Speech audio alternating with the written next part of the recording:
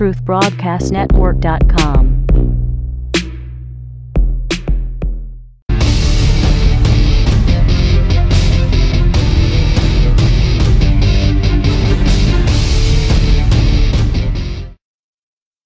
All right, welcome, prisoners and slaves. We are live.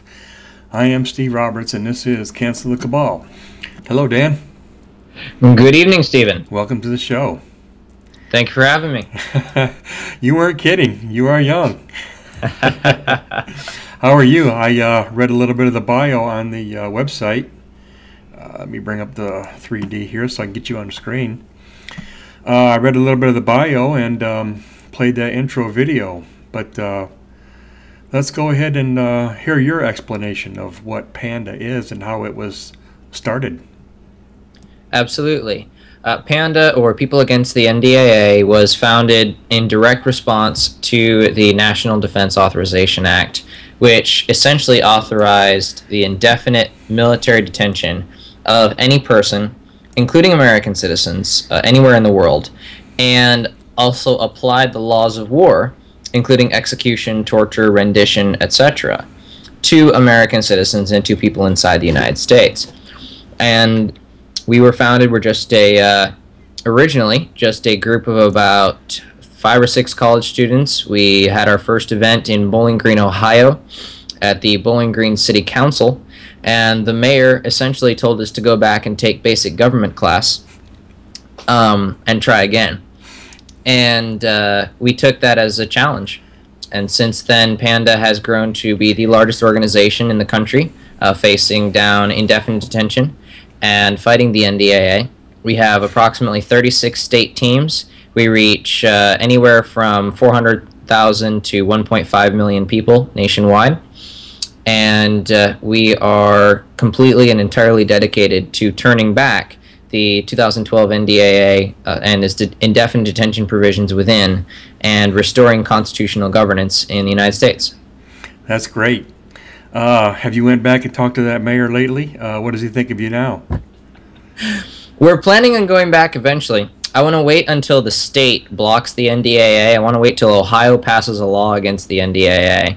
And then we're going to perhaps set up a meeting with him and set up a meeting as thanking him for helping to found this organization, helping to get us going.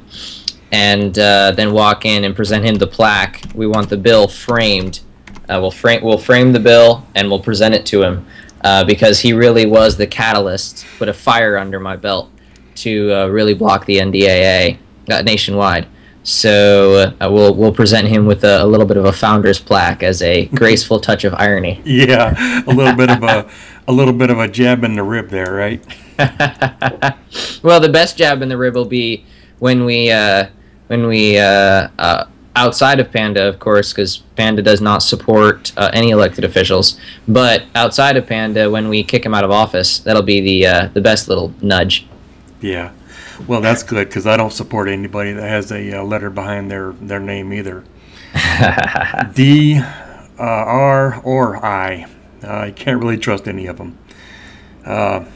What needs to be done is some sort of I don't know, I guess you would have to call it a fourth party, because neither of the 3 parties have anybody's interest but their own, as far as American interest, or American public anyways. What kind of success have you had as far as getting things introduced into local or state governments? Well, this year, over 22 states have introduced legislation against the NDAA, including such states as Nevada, Texas, Michigan, Indiana. Go down the list. About 22 at least states have introduced legislation against the NDAA, and we are working currently with almost as many local governments to introduce this legislation, to push it forward. The first step is obviously introducing it and getting some traction, and then eventually we'll come back and we'll get that legislation passed. But it's a slow process, but we have had some of the most impact of any liberty organization in the country in blocking the NDAA. Our legislation was introduced fairly recently in Colorado and Delaware, actually. So we have been very much involved in both the state and local level to introduce legislation that recognizes the state's sovereign duty to interpose against the federal government, against a rogue federal government, when it is necessary to protect the rights of the people. Great, absolutely great. Do you think states will follow through with promises of nullifications, or do you think they might back down if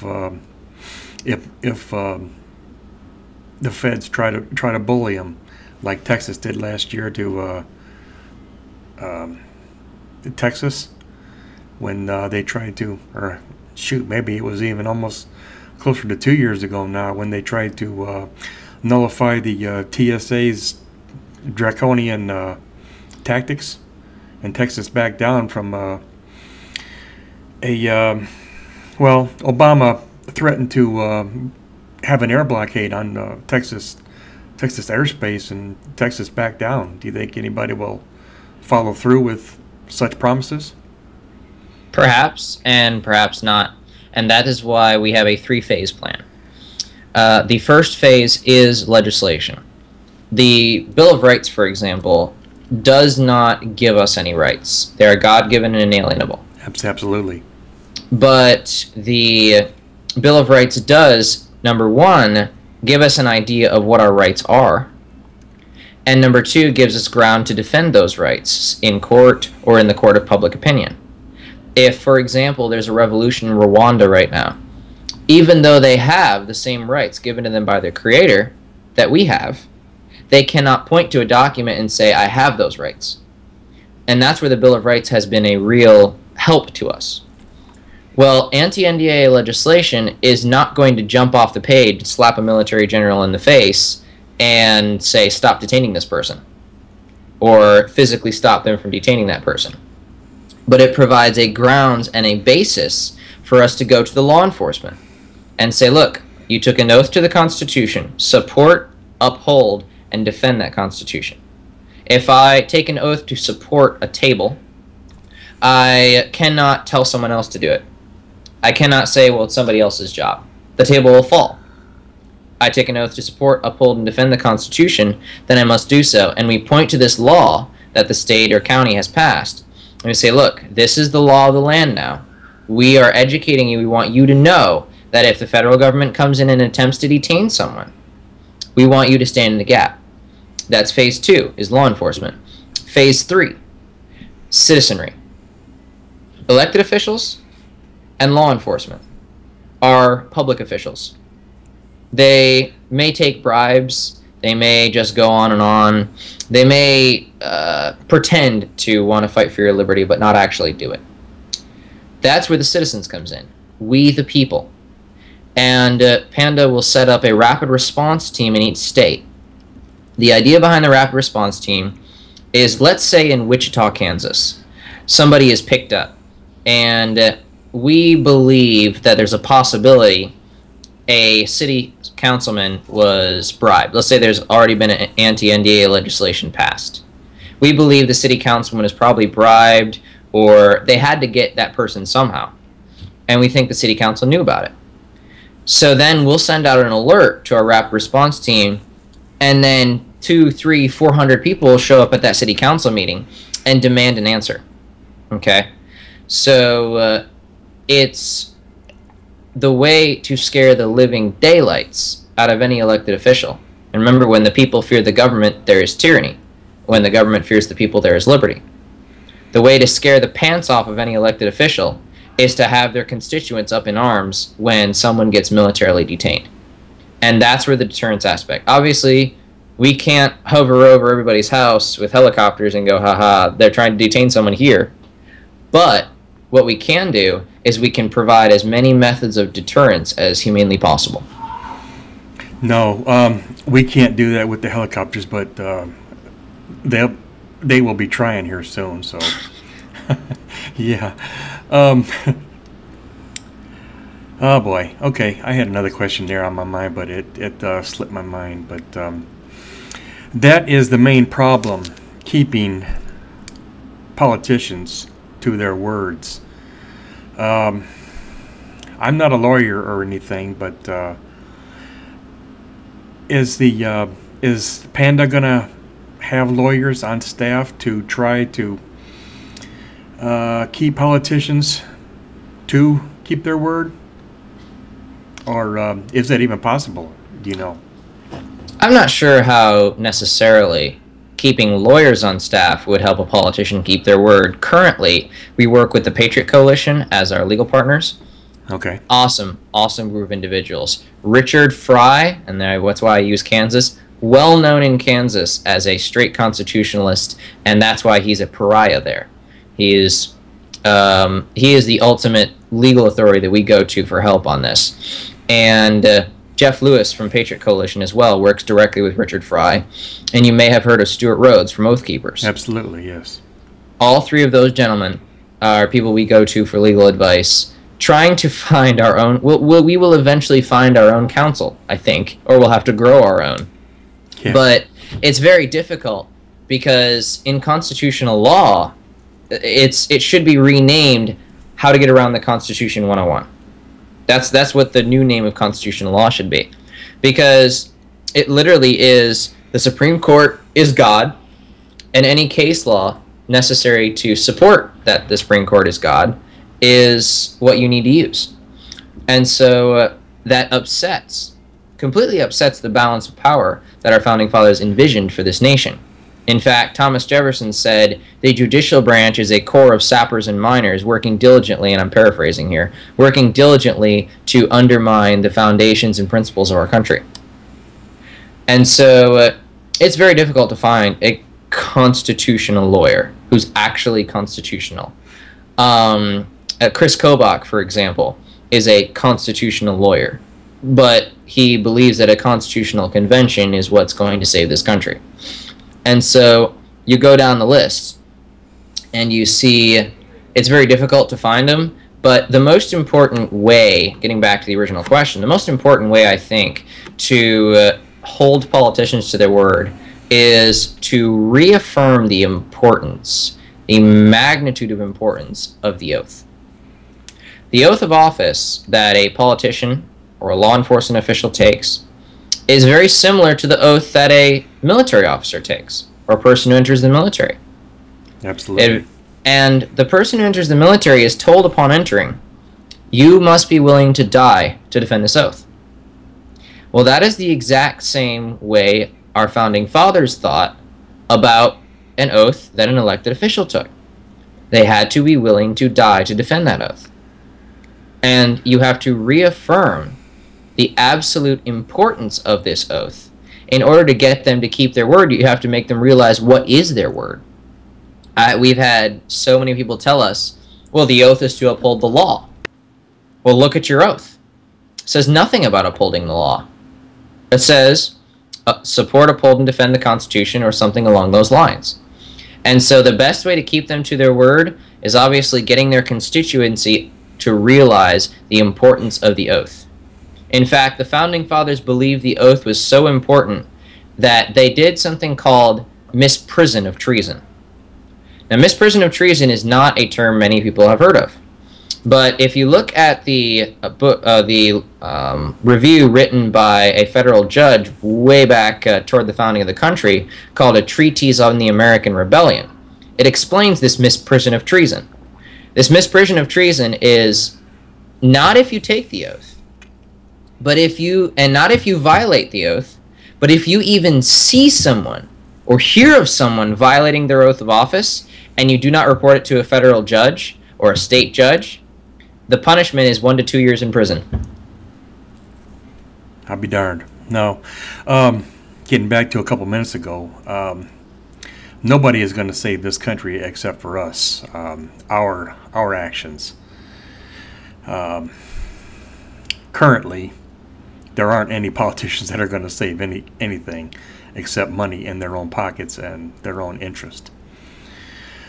Yeah, getting to Stuart Rhodes. Well, like I said, I am not a lawyer, and I don't know any constitutional lawyers, but I did ask a judge that I've known for about 7 years now, what, if anything, we could do in the courtroom to a politician that did not hold themselves to their words or act treasonously. And he said, currently, there is not much, if anything, anybody can do. You can't sue politicians. You can't try them for treason. The only recourse you have is knowledge and changing people's minds and changing their votes. And that's one of the reasons why we work almost exclusively local. In fact, Washington, D.C. could fall in a lake and the world would be better off. Yeah, absolutely. This is just to be honest, it would. There'd be some collateral damage, I'm sorry, but it could fall in a lake and the world would be better off. That's why we work from a local level. So imagine the current governmental system of corruption as a pyramid, okay? Put at the top of the pyramid the banking cabal or whoever you want to put up there. Under them you have the federal government, you have the executive, legislative, judicial branches. Under them you have the state governments and all of their branches. Under them you have the local governments, and under them you have the street-level bureaucrats, people who work for the local governments.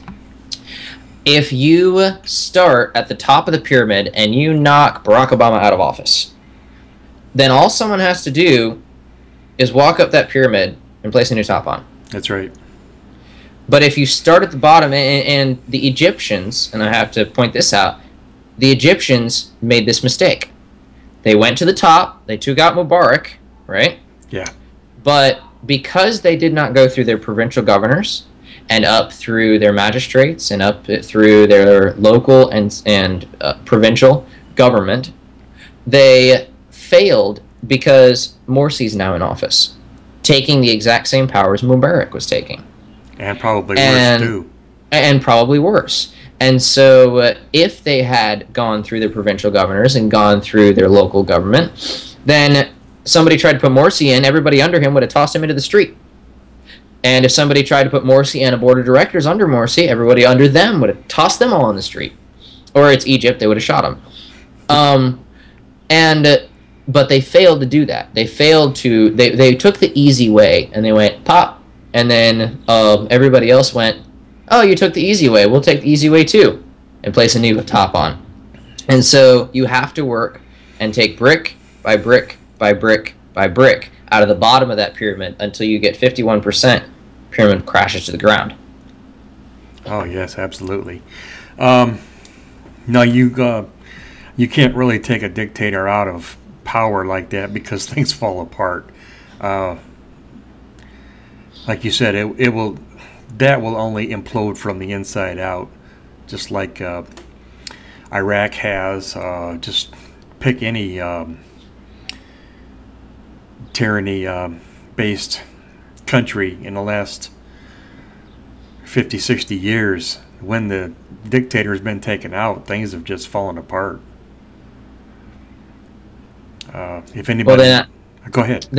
They're not used to their own governance. And so we have to... I mean, I have... And this is just speculation at this point.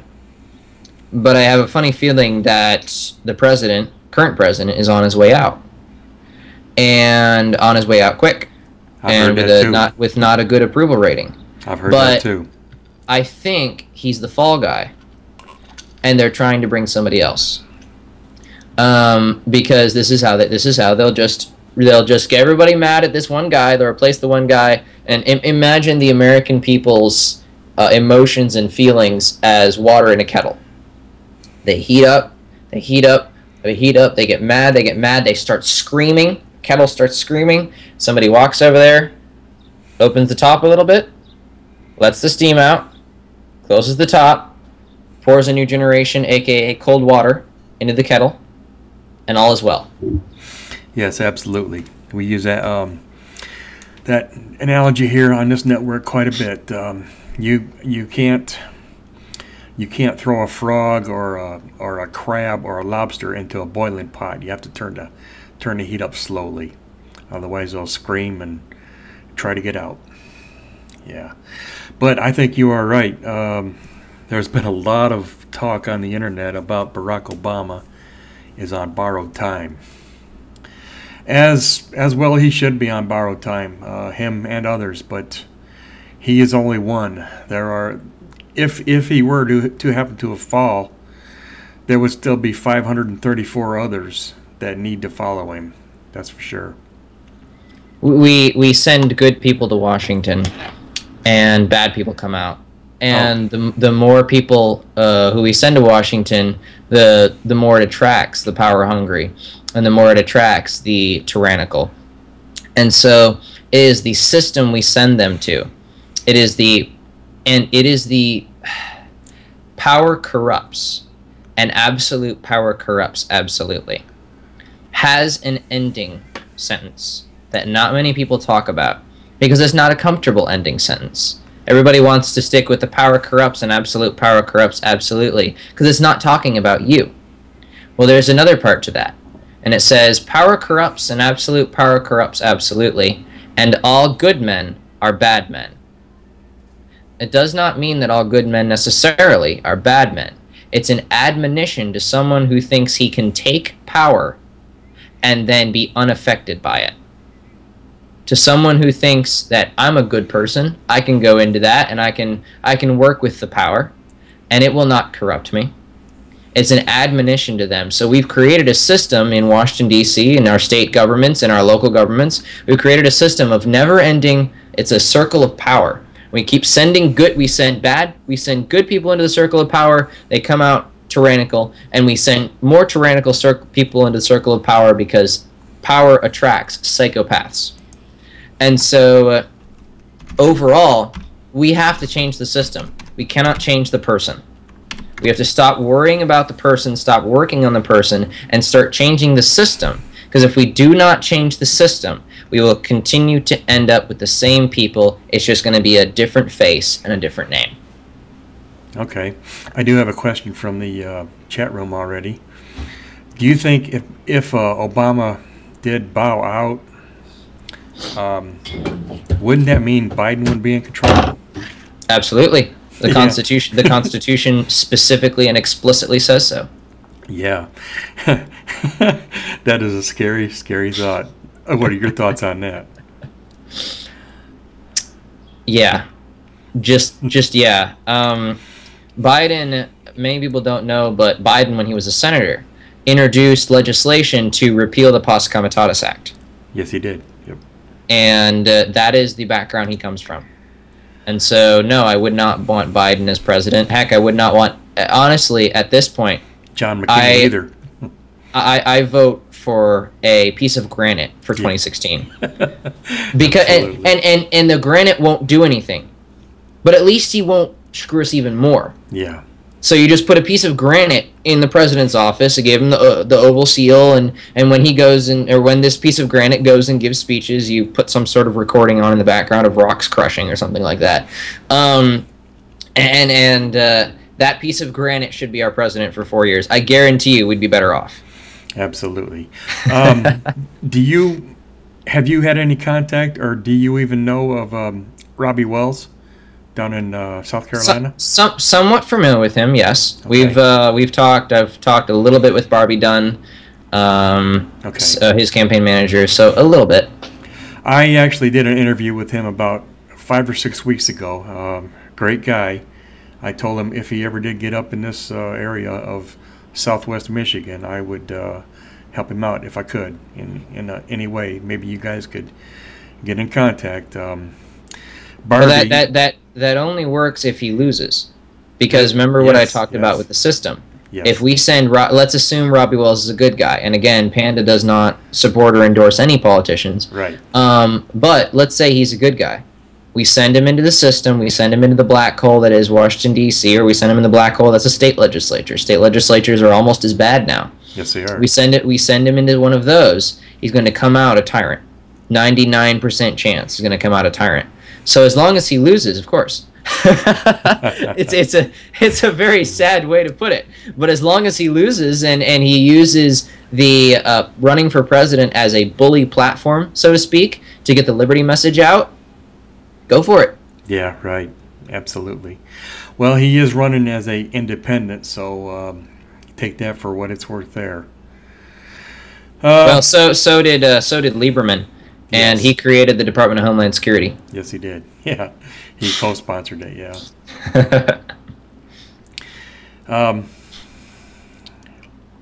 What are your thoughts on some of the so-called conservative senators that are just, and congressmen, congresspeople that are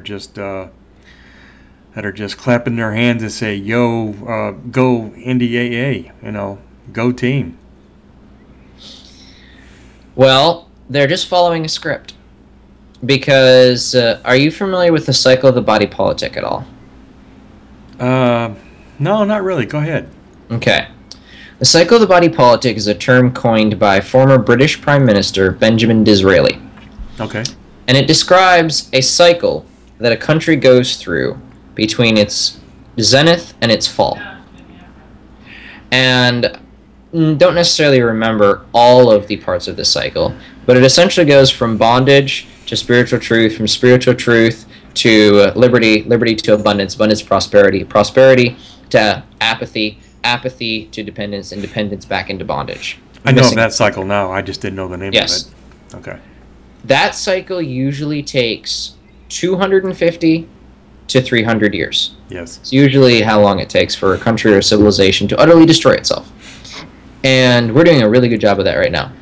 Because our 250th year is 2026. Yep. That is in 13 years. Yep. Which means in 13 years, according to the cycle of the body politic, we have 50 years to destroy ourselves entirely. Right. And if I knew that fact and nothing else, I wouldn't bother doing what I'm doing. I'd be finding myself a hole, and I'd be digging very, very deep. Gathering foods and protection, right?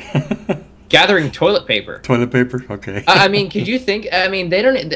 That is the easiest way to get the American people on their knees, if you really think about it. Sure. Because you could take away the food, but that takes so much effort because people can grow it themselves. Yep. You take away the toilet paper, America will be at your doorstep begging in no time. So yeah, I'd be stockpiling toilet paper. Anyway, going on. There are two factors that will allow us to take advantage, if we use them correctly, will allow us to take advantage of the very small window of opportunity we have to resolve this peacefully. And those two factors are, number one, the founding principles of this country. America is the first that I know of, unless there's a small island I'm unaware of, first country to recognize individual rights. To recognize that a monarch did not need to be appointed by God to lead the people. And with that, even though we have gone far, far away from our founding principles, they're still ingrained in everything in America. And so we still have something to go back to. Unlike what I talked about, the people of Rwanda, they don't have anything to go back to. They can say, well, we have individual rights, and somebody can say, well, you don't, and in the court of public opinion, they're both right. In America, we have a Bill of Rights and a Constitution, and the Founding Fathers we can point to, and the Federalist Papers, and the state ratifications, and all that stuff. We can point to all of that, whereas people in other countries cannot. And that is our first, best tool to break this cycle. The second tool, and the only reason we'd be able to break, the only other reason we'd be able to break this cycle, is the internet. One of the first things a dictator or a prospective dictator needs to do in order to bring down a country or bring a country under his control is control the information sources. Yep. The North Korean people, if they really knew what they were up against, would have revolted approximately yesterday. If you think about it. Because there are way more of them than there are of the current regime. But the current regime controls all information sources. And that's what they tried to do with SOPA in America. Allow censorship of the internet. And we defeated it, thank God. Yeah. And we defeated CISPA and PIPA and ACTA and all these other uhs. Yeah. That and we've defeated all of them. And it'll be a constant battle. It'll be a constant attrition. But if we can keep the internet, it is the most powerful tool for freedom and liberty ever devised. And we can win with the internet. Is it a double-sided sword? Yes. But without our side of that sword, it's a single-sided sword. And it's pointed at us. Right. Well, so go ahead, continue. So those two factors are what is going to allow us, if we grasp hold of them as a people, those two factors are what are going to allow us to take back this country and to take it and to restore it to constitutional governance that it was originally designed to be. Right. Well, I don't believe they could, with 99 and 9/10% assurance, I don't believe that they could ever really so-called shut down the internet. What they want to do is bring in the internet too. That's where their censorship. That's where their censorship is going to be. It's with the internet too. They're only going to allow certain kinds of speech. They won't allow any dissent. They won't allow any Alex Jones types. Well, that was a Federal Communications Commission project a few years back, wasn't it? Oh, what's that? The internet too? The internet too, yeah. It is actually in existence right now. It's just that nobody wants it. Good. Yeah, because we all know what it is. We all know what it is. It is virtually the Chinese internet is what the internet too is. Oh, okay. All right. You think every keystroke is being monitored here in America, or every phone conversation, or every text, email, or whatnot? I guess the Chinese version is just like Mach 10 of our current internet invasiveness, from what I understand. It's not hating on the Chinese, but they also have a very strong pillar of communism at the center of their society. Yes, they do. Whereas we have a strong pillar of capitalism and encouraging innovation. So the Americans are actually better at spying on people than the Chinese. Even if the Americans, the only way I would say that Internet 2 is more intrusive on our privacy than the current internet is if the Americans designed it, because there's no incentive to design in China right now, right? And so there's no incentive to come up with new ways, such as hacking the AP's phone records for 2 months. Yes. I enjoy Jon Stewart to a point on a lot of things, and his ripping into the Internal Revenue Service for their intentional targeting of groups that seek to educate on the Constitution was absolutely hilarious. Yeah. Well, you actually know anything about Jon Stewart? He is the brother of the president of the New York Stock Exchange. Stewart isn't even his last name. But there might be an agenda there, so who knows? He is in the mainstream. And also another little funny factoid about Jon Stewart. 40% of people your age, between the age of, I think, 17 and 28, 40% of the people get their news from Jon Stewart and Jay Leno and Bill Maher. They get their news from these people. I would rather get my news from him than Wolf Blitzer. Yes, this is true. This is true. I mean, Jon Stewart has devoted an entire segment, 30 minutes, to the NDAA. Has he? And he's had Ron Paul on, too. Yes, he has. Yes, he has. So it's mainstream media, and you'll always have that problem. But the eventual idea, obviously, is to get us to a censorable internet. But right now, the American public is still outraged about SOPA and PIPA, and then they came up with CISPA, and we're like, Yeah. No. Yeah, you can't just change the letters. Yeah, exactly. And now they've split CISPA into 4 bills. And PANDA is a single issue organization, because we realize if we were not to be a single issue organization, especially at first, we would become an institution. Sure. And we don't want to be an institution. We are a movement moving forward. We don't want to be an institution. We want to be a movement. We want to be making progress, not just battling on all fronts. And so we picked one slice of the pie to take out. But if they censor the internet, it's going to be very difficult for us to operate. Yes, it will. Absolutely. It'll be very difficult for anybody to operate. There's another question in the chat already. Do you think the uproar over the AP communications being grabbed by the IRS and the, well, not the DOJ. The DOJ is supposed to be investigating that. Yeah, right. But do you think the uproar over the AP communications will die off, or do you think people are going to keep that going? Do you think they'll keep that alive? It depends on how smart the president and the administration play their cards.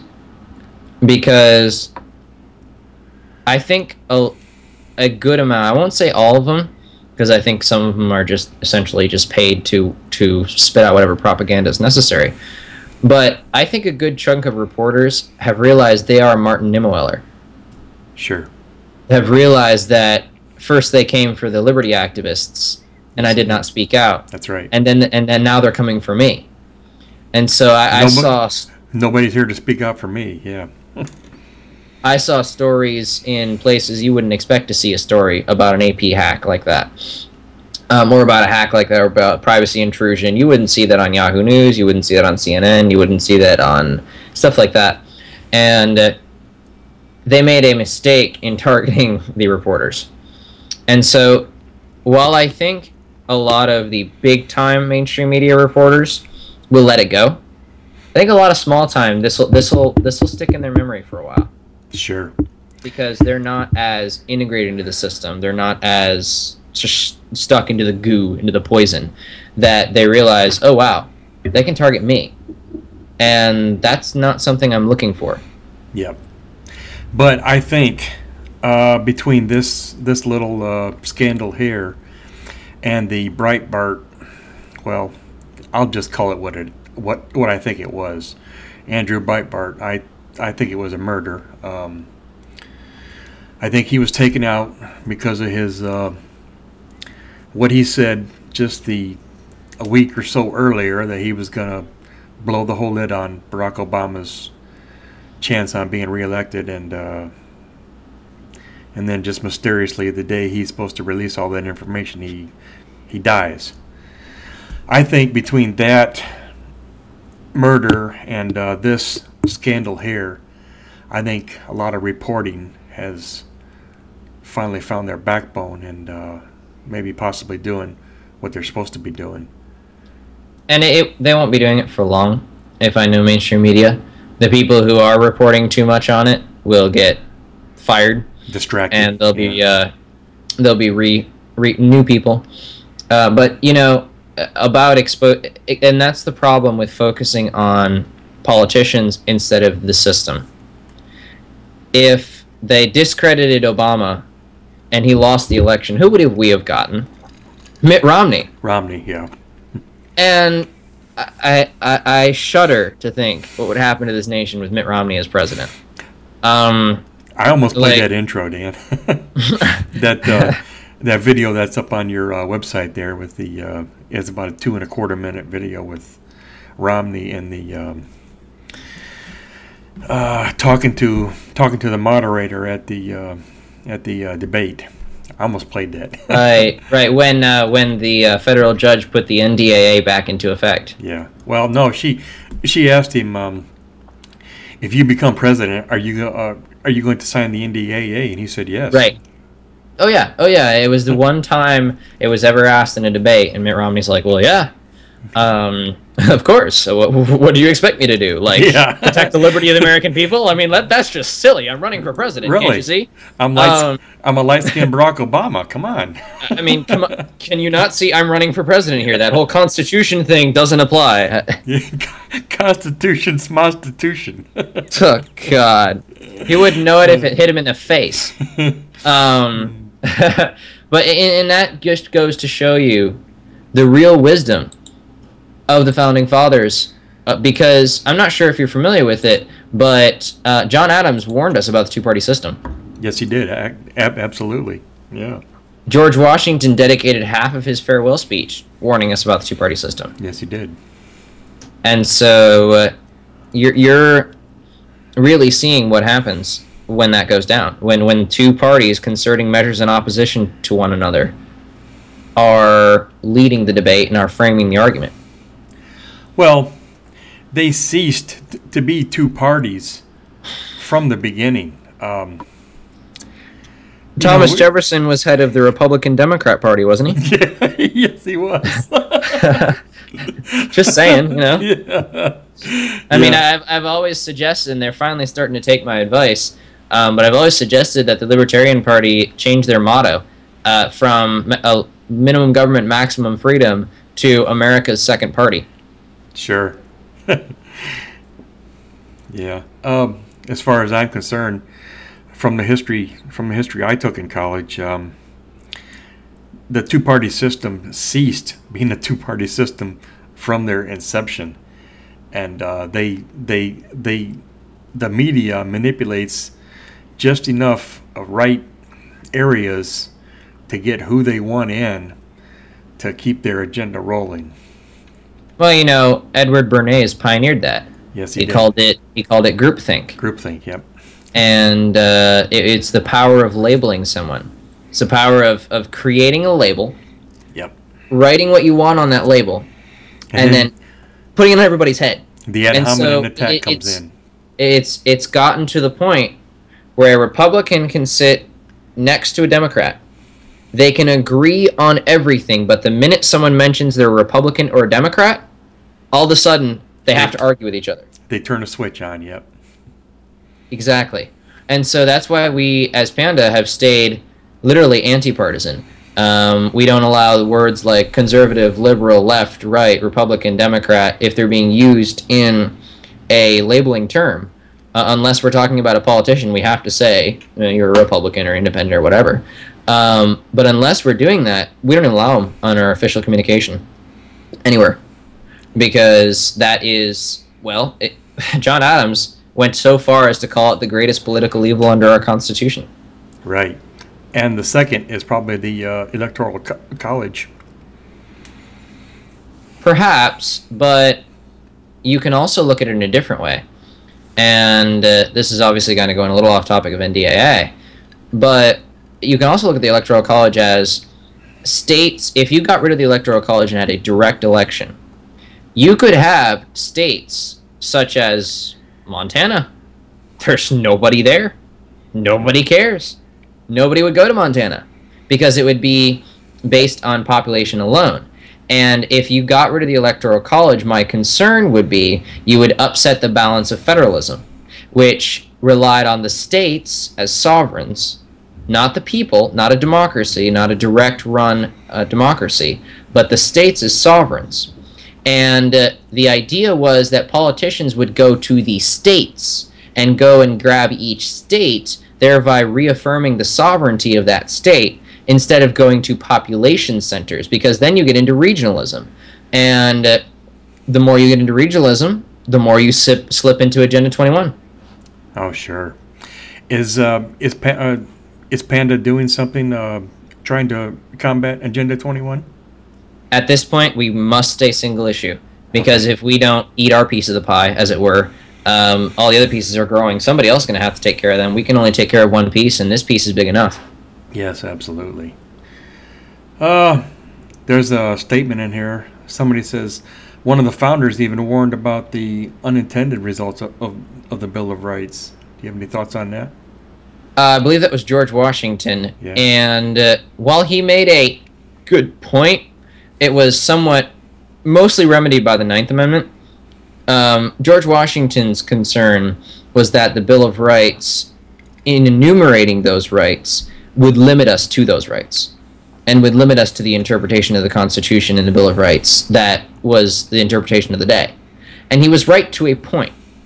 But if we did not have a Bill of Rights, we wouldn't have lasted this long. We wouldn't have lasted anywhere near this long. 100 years ago, we would have been... I mean, when the Alien Sedition Acts came in, that was, what, 8 years after the Bill of Rights was written? 1798? Yeah, okay. Yeah, 1798. So it's 7 years after the Bill of Rights. Because the Bill of Rights were 1791. So 7 years after the Bill of Rights, we had Alien Sedition Acts. And it wouldn't have been long after that if there was no Bill of Rights. It would not have been long after that, and, well, we wouldn't be much of a country. And that's the problem with Washington's argument, is although I understand his concern was validated, has been validated. If we didn't have a Bill of Rights, we'd be even worse off. And the Ninth Amendment kind of remedied his concern by saying, look, not all of the rights enumerated in the Bill of Rights... We have rights that are not in the Bill of Rights, essentially. They're not all enumerated here. And so, yeah, there was a concern, but if we didn't have the Bill of Rights, we would be in a lot worse off place than we are now. Yes.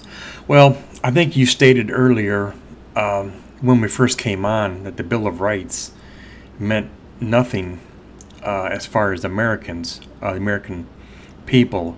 It doesn't apply to us. The Constitution and the Bill of Rights actually, I believe, apply to the corporation of America. That's what it protects. And that means D.C. And that argument, it's a very, very, very long and detailed counter to that. Yeah, and there's not enough time to get into it on the show, but I will say that adopting that argument is adopting the theory of sovereign citizenry. And the theory of sovereign citizenry goes directly and smack in the face of what the Founding Fathers intended for this country. Yes. The Founding Fathers intended that this country was a country... It does not say, I the person. It does not... If you look at your Constitution, you look at your Declaration of Independence, it does not say, I the person. Yep. It says, we the people. Because our Founding Fathers wanted to create a way where we would have to convince each other of our positions and convince each other of our goals and ambitions before it got written into the law of the land. And if you follow the whole America's a corporation and the courts are out to get you and there's no jurisdiction of the courts over you, I've been down that path way too far. Yeah. To the point of where you actually have to send a blood stamp to the Vatican. And I kind of stopped there and went, whoa. Well, first it goes to the Queen, and then it goes to the Vatican. Back. But if you go down that path, then you are flying in the face of what the Founding Fathers wanted for this country, and it shows. The guy who crashed his plane into the IRS building, taking innocent lives, sovereign citizen. People who, it's very big in Texas, people who jump out of cars and shoot up police officers because they assume that the arrest is a kidnapping. Right. That, again, murders, innocent lives killed. And so you go down that path and you believe that everyone is a king, because that's what a sovereign citizen is. It's a king. Yeah. There's nobody has jurisdiction over him, and whatever law he wants to follow, he follows. And that is not the way our country was designed. Our country was designed as a limited constitutional republic. And if we do not follow in that footsteps of limited constitutional republic, then number one, it'll devolve into anarchy. Really, if there are no laws, there are anarchy. And there's a long discussion on why anarchy doesn't work. We can go into that at a later time. But you have no laws, you devolve into anarchy. And secondly, one of the other things sovereign citizenry does is it makes people believe that there's no hope. Right. It makes people believe... I studied this for 2.5 months at least, and our legal partner studied it for over a year. It makes you believe that there's no way out. The courts are against you. The everything's against you. There's no way. And what do people do when they're in desperation? They turn to violence. Yeah. Well, And that's why I say it's so dangerous. Yeah. Don't get me wrong, Dan. I'm not subscribing to the sovereignty movement or anything like that. I'm just stating I believe that America, so-called America, has been gone and lost and stolen, taken from us many years ago, perhaps more than 100 years. Probably, I think some people think the 1871 Act, but others will say probably the 1933. What was the act in 1933? 1933 Enabling Acts. Enabling Act, yes. The most curious and honestly sickening and terrifying parts of the NDAA is countries that have passed this law have fallen into abject tyranny within 5 years. Hitler passed it. If you take the NDAA and the Patriot Act and you line them up side by side, yeah, they both have the same wording. They have the same wording as the Reichstag fire decree. Yep. In Hitler's Germany, which suspended certain parts of the Weimar Constitution. They suspended certain parts they suspended the protections of our rights of certain parts of the Constitution, just like the Reichstag fire decree did. And the NDAA is the last. When Soviet Russia passed the NDAA, within 5 years they had the Red Purge. Yep. Cambodia, killing fields. Germany invaded Poland, and slaughtered Jews wholesale. Yep. So the danger of the NDAA is this is the final threshold. This is the last step. And that's why we are wholly and completely dedicated to fighting it. Because as long as there's a resistance, we can turn the clock back. We can turn the clock of tyranny back. All governments eventually devolve into totalitarianism. It's called creeping totalitarianism. All governments eventually devolve into it. Yes, they do. If we can kick the clock back, if there be trouble, let it be in my day, so my children can live in peace. I want to say that was Thomas Paine. Yes, okay. And if we can take the trouble now, if we can kick the clock back 50, 100, 200 years, so that our children can live in peace. I don't have kids yet, obviously. But so that our children can live in peace, then we will be able to have a world where we can look at our kids and tell them, you're free. I cannot look at a child, I cannot look at someone who has not lost their innocence yet, I cannot look at them and say, you're free. I can't. Not while laws like NDAA, laws of the Patriot Act, laws like drones flying over American soil, violating your Fourth Amendment right, left, and right. Not when those things are happening. I could never say, we're free. And with a straight face, with a straight heart, with a straight face, yes. And we have such a small window of peace, very, very small. I don't know how many years it is. I don't know how many months it is, but it's a very small window of peace.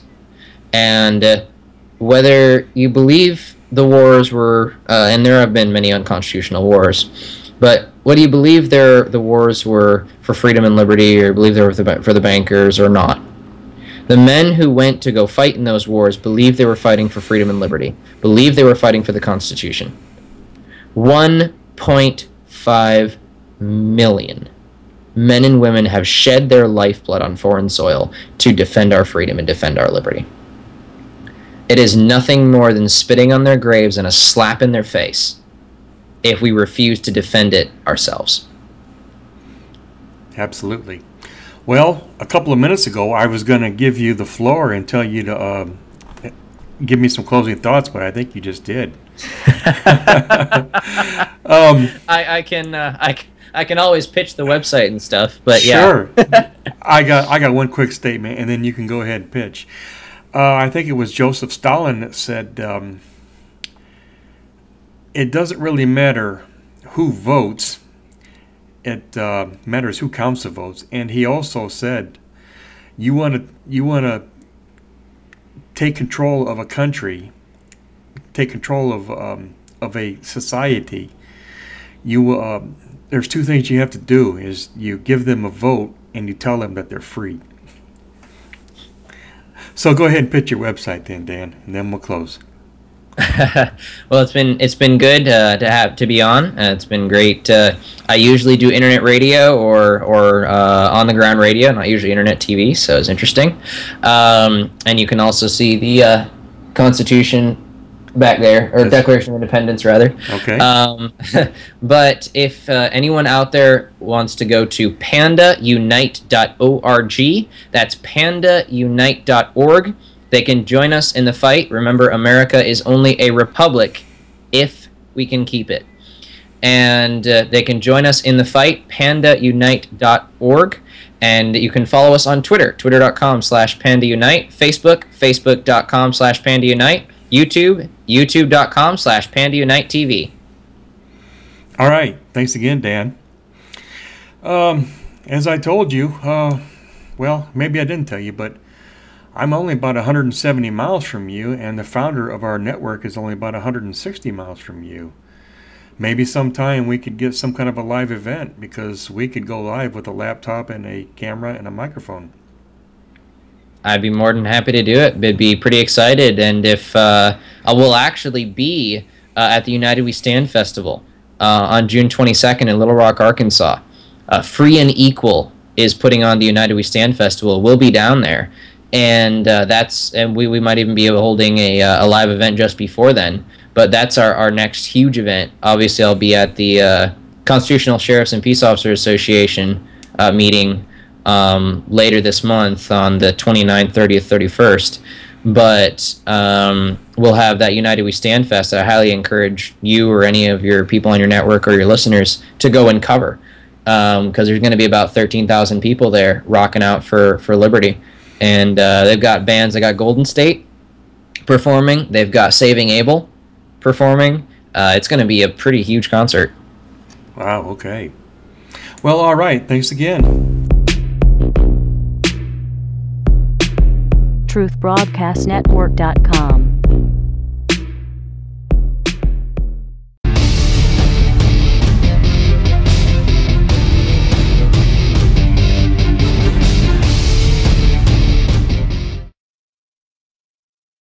One day, somebody's going to have to say enough.